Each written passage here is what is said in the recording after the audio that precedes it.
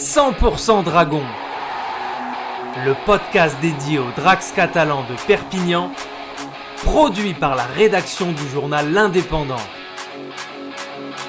Vendredi soir à l'Emerald Headingley Stadium de Leeds, les Dragons catalans se sont inclinés face aux Warrington Wolves en quart de finale de Challenge Cup.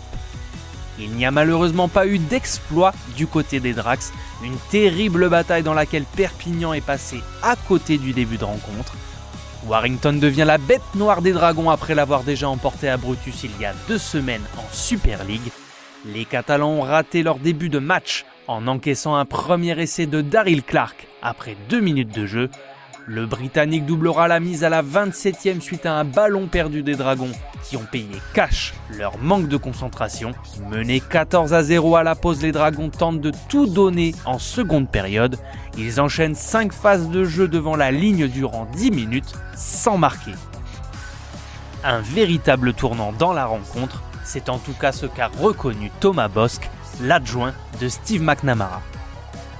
La réaction catalane aura toutefois lieu à l'heure de jeu avec le seul essai du match pour les joueurs de Perpignan.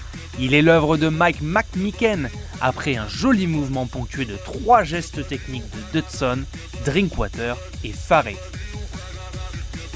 Avec 10 points de retard à 18 minutes du terme de la rencontre, les Dragons, même s'ils ont tout donné et mouillé le maillot, sortent de la Cup avec beaucoup de regrets. Les joueurs avaient la tête basse dans les vestiaires, a confié Benjamin Garcia.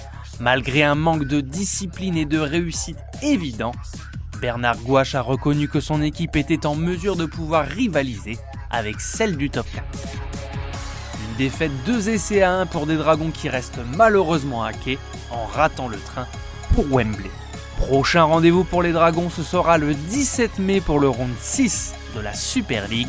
Les joueurs de Perpignan se rendront au Circle de Walton Street pour y affronter Hull FC. C'était 100% Dragon, le podcast 100% dédié aux Dragons catalans de Perpignan, réalisé à partir des écrits de Bruno Onteniente.